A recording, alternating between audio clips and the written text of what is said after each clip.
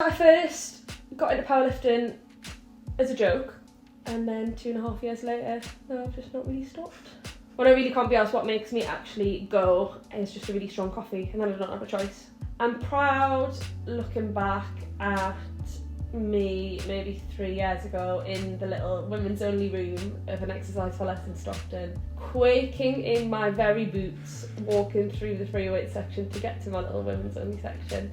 As a woman, just in the gym full stop, it's quite intimidating. Before I joined the uni team, which is how I got into it, I went to a gym which had like a women's only room, which at the time was absolutely all I could manage. The idea of going out into like the free weights and stuff like that was just so intimidating. There can be like quite a few big egos and things like that in the men, but in the women's, everyone is just so supportive, and it's really lovely that no matter if you're like British champion or you've done it for 6 months, everyone's just as excited. I film my sets to send to my coach, and I get quite a few men, and you can see them in the background. I've got them on film, like watching me and stuff, and I now have no issue in just being like, hello, do you have a question? I think a lot of it comes down to like being comfortable taking up space as well. Yeah, you can stand up for yourself, but if you're not 100% comfortable with taking up space, you can do it in the mum, but afterwards you do kind of feel embarrassed.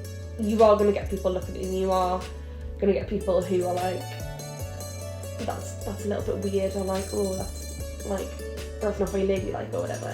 So you are kind of putting yourself in a space where you are subject to those opinions, and you just kind of have to learn to deal with it because you don't really have a choice. Once you have got that nailed, it makes everything else a lot easier to be able to sort of speak up for yourself in other situations. Powerlifting in itself, training, is not a pretty sport.